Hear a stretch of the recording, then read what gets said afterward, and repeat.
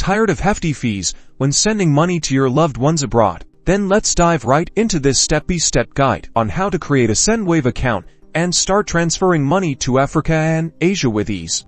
First, download the Sendwave app from your app store. Euro is available for both iOS and Android devices. Once installed, tap Open to launch the app. You'll be greeted with a welcome screen. Tap on Sign Up to begin the registration process. Next, you'll be asked to enter your phone number. Make sure to use a valid phone number, as Sendwave will send you a verification code. Enter the verification code you receive via SMS. This confirms your phone number. Now, you'll need to provide your personal information. This includes your first name, last name, email address, and date of birth. Next, you'll need to create a secure password for your Sendwave account. Make sure it's strong and easy for you to remember. To comply with regulations and ensure security, Sendwave requires identity verification. You can usually do this by uploading a photo of your driver's license, passport, or other governmentist ID. Follow the app's instructions carefully to ensure the photo is clear and legible. Once your identity is verified, it's time to link your bank account or debit card. This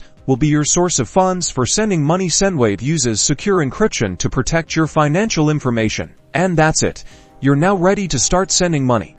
Simply select the recipient country, enter the amount you want to send, and follow the prompts to complete your transaction. Enjoy sending money to Africa and Asia with Sendwave's competitive rates and fast transfers.